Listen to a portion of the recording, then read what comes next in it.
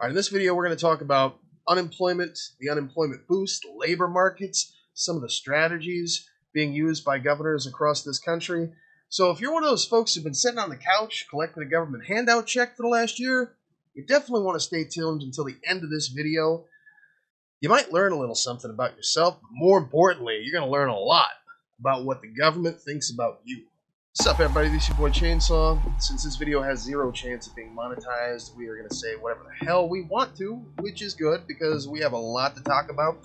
So let's jump right in. Now, in May, GOP governors announced they would be ending the pandemic-related federal unemployment programs, your Reg UI, PUC, PUA, FPUC, and others. Now, the Indiana Star has reported that during the pandemic, hundreds of thousands of Hoosiers relied on state and federal unemployment benefits as they waited for businesses to reopen. Now, the unprecedented financial crisis prompted national lawmakers to pass hundreds of billions in aid, but the temporary safety net has been riddled with problems in Indiana and across the country, including massive delays in paying out the benefits. More on that later. Cyber attacks, hackers siphoning off billions. And Governor Holcomb in Indiana announced in May that he would be ending the state's unemployment effective June 19th. And meanwhile, in Missouri, Governor Parson announced on May 11th, announced in a Facebook post also, press conference, that he'd also be ending federal unemployment programs in the state, citing the state's 4.2% unemployment. He, like Governor Holcomb, cited the reason for ending the unemployment programs. And when asked by a reporter from the Kansas City Star, he tells about what data the Department of Labor has regarding job openings, what's causing the challenges that employers are facing. Empirical data, if you will. And businesses are having trouble finding employees and filling those jobs. Do you have any data to show a direct connection between enhanced unemployment benefits and the current labor market situation? Well, after a brief pause, Governor Parson responded, all you got to do is drive down any road in Missouri. There's help wanted signs everywhere in the state. I'm impressed about the restaurant industry and whether those low pay for employees has anything to do with people essentially not wanting to take those jobs. People reevaluating their personal desires. Parson responded that he disagrees. Okay. Now, he also says that more employers are paying more or will readjust to current labor markets, their needs, and that the market itself is going to just correct itself and reset wages, right? So, obviously, if the market resets itself and they raise those wages, then I guess that answer would be true if that actually had already happened, but we're still waiting on that to happen. But that's cool. Yeah, of course, he adds that if someone decides to go to work, it's up to the individual. So, if any of that were true, then what would be the need to end unemployment programs? I mean, think about this for a minute. So, there's no need to be concerned about where the labor market is as far as the employees are concerned, because employers will raise they'll raise your pay, they'll increase benefits, follow up on the demands of employees in a very, very tinged market, right? But at the same time, they're concerned that the federal unemployment program, specifically the boosts, will be counterproductive with regard to having people go back to work. Well, if they're counterproductive to having people go back to work, then why are we having this concern about them in the first place? But again, if any of this were true, what would be the need of ending those unemployment programs? So, when mentioned in the press conference that Montana was offering a $1,200 check, basically a government check, for those entering the workforce, Montana, they're going to cut you a check. You return to work, get back to it, right? Parsons' response was a stern no. So not considering that. When asked how many people in the state of Missouri would lose their benefits as a direct result of this action, Governor Parsons simply says, I don't know. Doesn't know how many people this is going to affect. He says he knows the jobs are available, but he hasn't done any of the research himself, nor has his office. He's leaving that up to individuals to question and research the DOL, Department of Labor.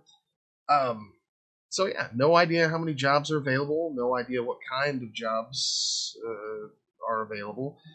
He has no affirmative data between the signs in the windows that you can drive down any road anywhere in the state and see, and the reality of wages, the job openings reported to the DOL, Department of Labor, or how many individuals and families these actions will affect.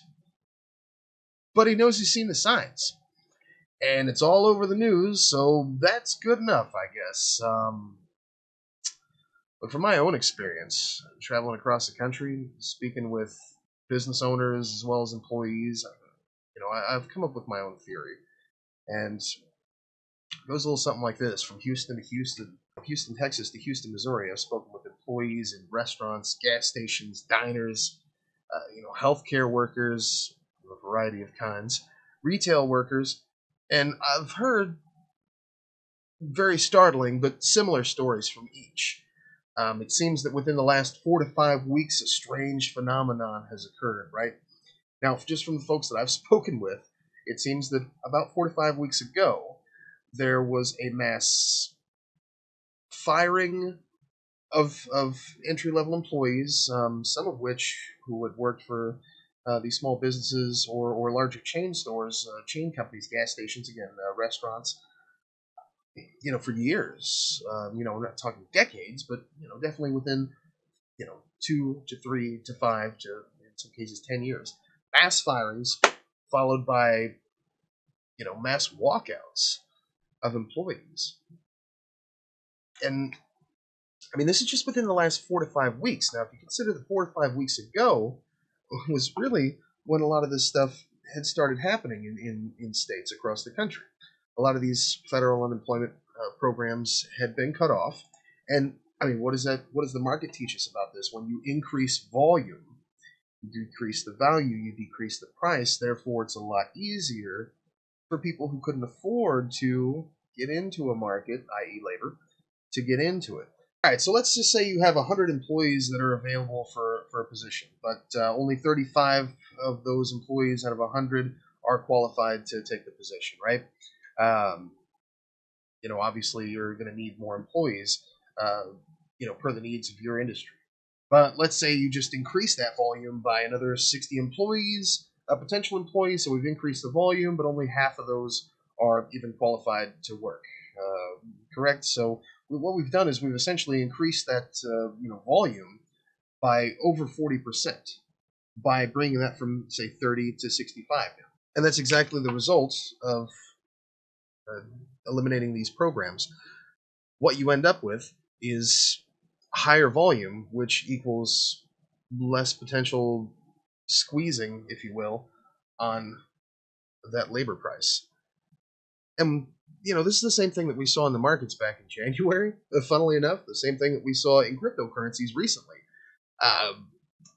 But they're doing it with labor, man. It's weird. It's just weird. I mean, it's super weird. So there's that. So it makes me wonder if, like, masks, no masks, vaccines, anti-vax, these are all signs of just political posturing, right? But are all of these signs just political posturing? The signs of, now hiring here, now hiring there, now hiring everywhere. We've got sign-on bonuses. We've got a $300 sign-on bonus, a $500 sign-on bonus. We've got $1,000, $1,200 sign-on bonus. We've got a $1,200 sign-on bonus. We'll give you a quarter more than minimum wage in the state. It will, increase your benefits. You're going to get PTO now in industries that have never seen this before. Please come work at my restaurant, fast food joint, whatever. I mean, is this political posturing, or is there some way to make sense of this? And to help me figure that out, I just simply looked at the numbers for previous years. So unemployment levels in April and May of 2021, are those levels similar to what we've seen in past years? Like, for instance, are they equal to 2018 levels? And if so, how much? Well, what I've come to find out and this is across the nation, that individual states and the national average of unemployment between April and May of 2021 are well within a percentage. Now, if your state's slightly higher than a percentage, I apologize. I didn't look up all 50 states, but some of the key states that I was looking at, Missouri and Indiana specifically, those levels, unemployment in April is within a percentage point of unemployment. April 2021 is within a percentage similar to April of 2018. Unemployment in May of 2021 is within a percentage point of unemployment in May of 2018 when we had this booming economy. So, how come we're having trouble how come businesses are struggling? If it's not the unemployment, because unemployment wasn't a thing in 2018, what is the problem? And that's when I started looking around. I started digging a little bit. So that's when I found this. Fast food problem. Where have all the teenagers gone? Yeah, this is the New York Times. A fast food problem. Where have all the teenagers gone? Let's take a look at this. May 3rd, 2018. That's unique. A quarter century ago, 56 teenagers in the labor force for limited service restaurant, an industry where cheap labor is an essential component, providing inexpensive food. This can be seen in rising wages and a growth of incentives and the sometimes odd situation business owners find themselves in. Add, Mr. Campbell has tried everything he can to find workers, placing Craigslist ad, and yet he was during a recent lunchtime rush, veggie longs and fountain drinks. He feared that if the line grew too long, people might get frustrated and not come back at the time.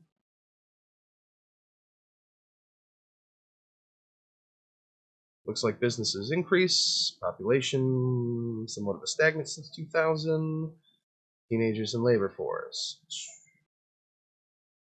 Unique. Since 2010, fast food jobs have grown nearly twice as fast as employment overall, contributing to the economic recovery, but rapid growth has created new problems.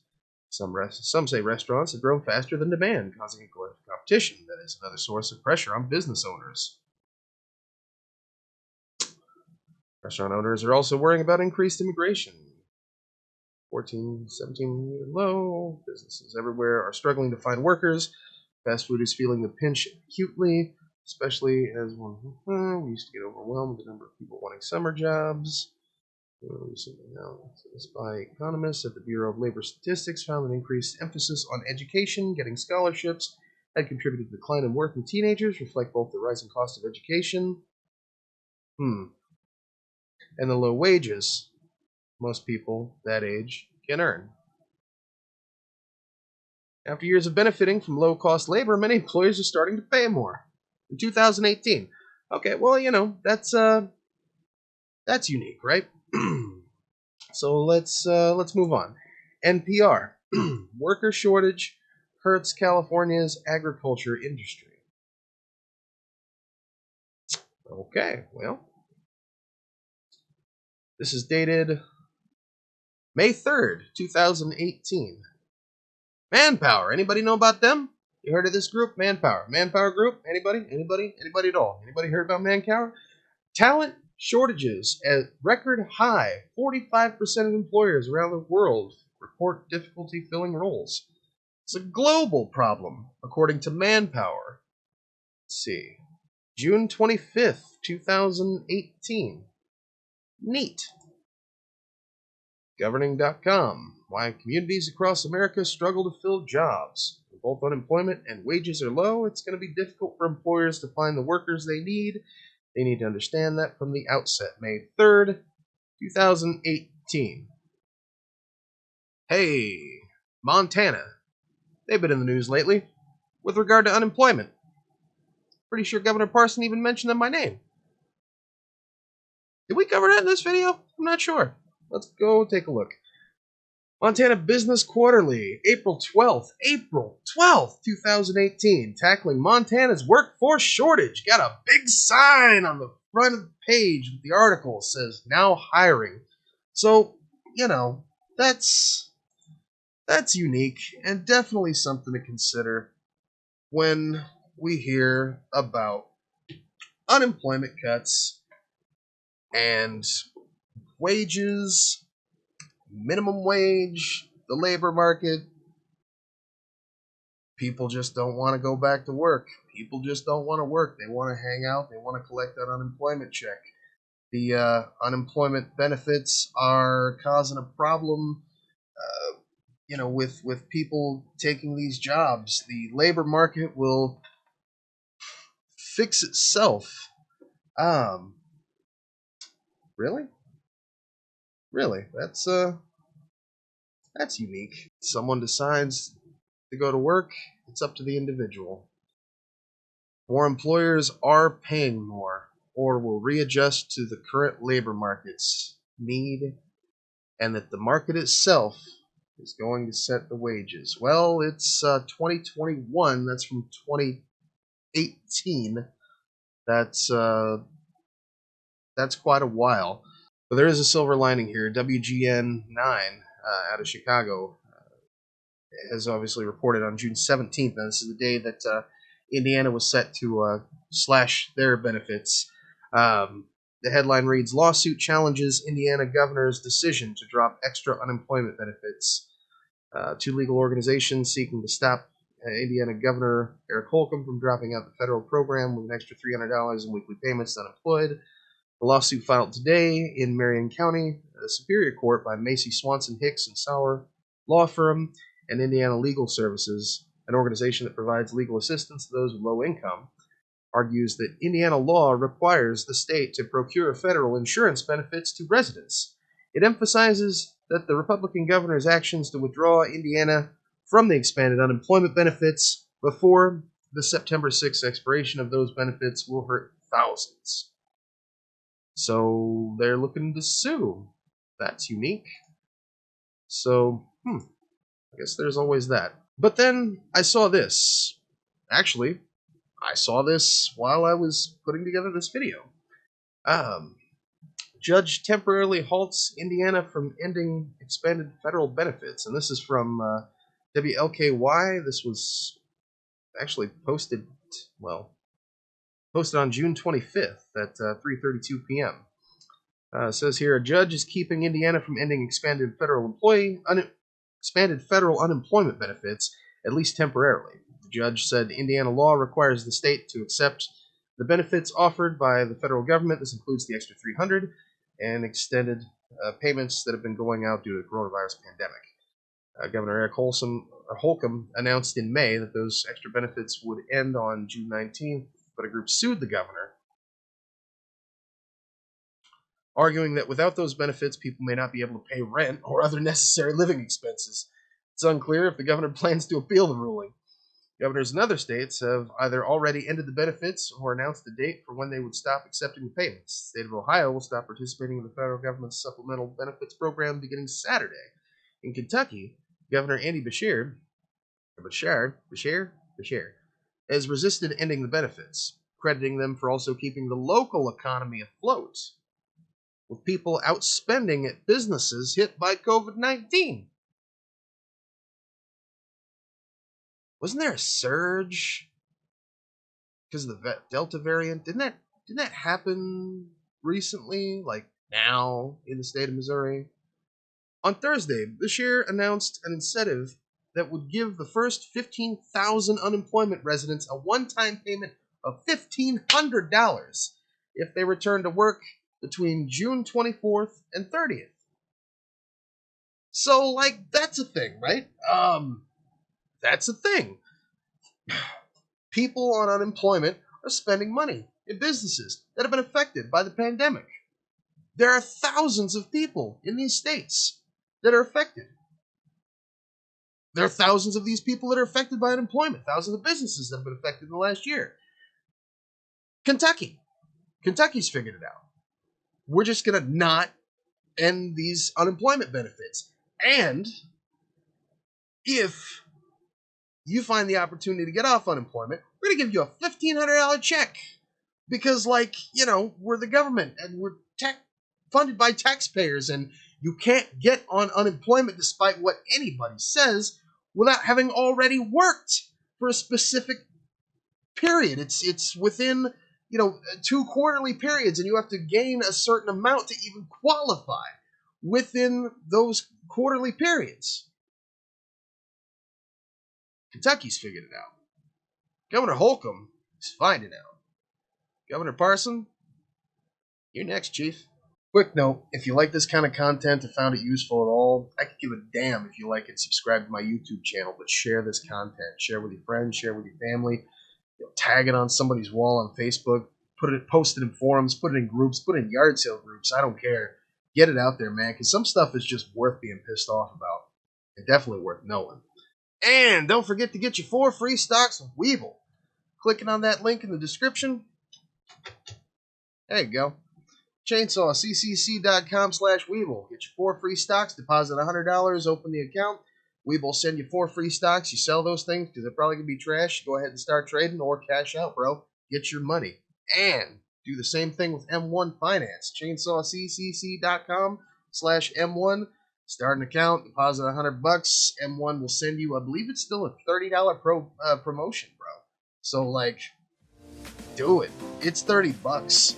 Use that to, you know, buy some Tesla or something. It's, you know, or just cash out and buy yourself, you know, a bottle of pop or, you know, some of these Monsters or some Red Bull or whatever. That's your business, none of mine, right? But definitely share this video, man. Get it out there. If you like this kind of content, leave me a note in the comment section, and we'll see you then, bro.